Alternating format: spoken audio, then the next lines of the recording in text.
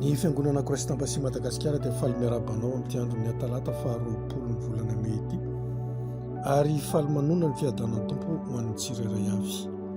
Ny rapsodian'ny fahamarinana izay horenesika androany izay nosoratan'ny lehilahin'Andriamanitra Pasteur Kristy amin'ny nampitondraina ny lohateny hoe mitenena ary forono ireo kaody feo.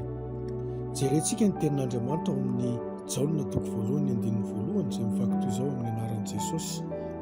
Tamin'ny voalohany ny teny, ary ny teny tao amin'Andriamanitra, ary ny teny dia Andriamanitra. Namorona monja-peo ny teny, ary feo no loharano ny piran'ny famoronana. Satria ny feo dia ny angovo vokarin'ny teny. Rehefa ny teny Andriamanitra dia nisy ny zavaboary.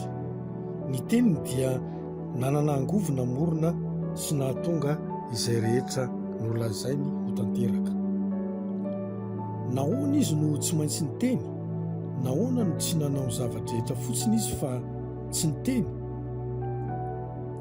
Nanome ohatra antsika izy, ary ny zava-dehibe indrindra dia mampiseho antsika ny mahazava-dehibe ny kaody ao amin'ny feo.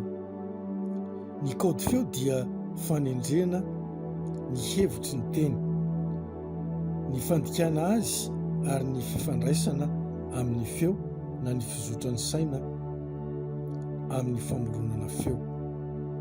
Ohatra, raha miteny aho hoe haha, ary milaza aminao aho hoe ajanony, no dikan'izany. Ianao ihany izay mahazo io toromarika io no mahatakatra ny dikany hoe haha. Ny hafa izay tsy mahafantatra ny kaody dia tsy hahatakatra ny dikany. Ny kaody feo noho izany dia dingan'ny fampidirana toromarika, ny hevitry ny teny ary ny fampahalalana azy ao anaty onjam-peo. Rehefa mampianatra teny pirenena ankizy iray ianao ohatra, dia mamoaka kaody feo amin'io ankizy io amin'ny firesahana amin'ilay ankizy mampita zavatra ao amin'ny fitadidiany io zaza io ianao. Raha miteny Espaniola amin'io zaza io ianao, dia hiteny Espaniola koa io zaza io, satria nomenao an'io zaza io ny kaody feo ho an'ny teny Espaniola. Noho izany misy fitadidiana mandray hafatra ilay zaza.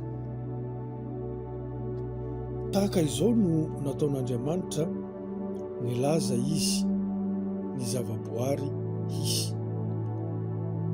Rehefa nilaza izy hoe misy ny mazava, dia tonga ny mazava. Niteny tamin'ny aizina izy, ary nivoaka avy tao amin'ny aizina ny mazava.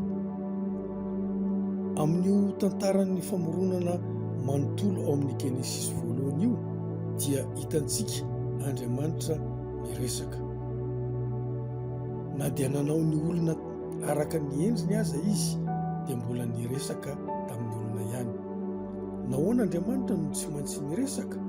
Satria amin'ny firesahana ianao dia mamorona kaody feo. Ity kaody feo ity dia mitondra toromarika ny hevitry ny teny ary ny tanjona napetraka ao amin'ny teninao. Niresaka momba ny angovo entin'ny teny isika teo aloha. Ny zavaboary rehetra dia mamaly ny kaody feo amin'ny teninao, mitondra hery mamorona ny teninao. Ny teny rehetra lazainao dia onja mitondra hevitry ny teny, ny tanjona ary mety ho famoronana, fampianarana ary fampitana.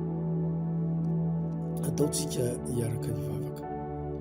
Ray malalo, misaotra anao noho ny herin'ny fahaiza-mamorona ao amin'ny teny. Tamin'ny alalan'ny teninao no naharian'ny zavatra rehetra, ary amin'ny fitenenana ampinoana dia mampifanaraka ny tenako amin'ny fitsipika ao masinao. Mampiasa ampahendrena ny teniko aho mba hamoahana kaody ny fiainana.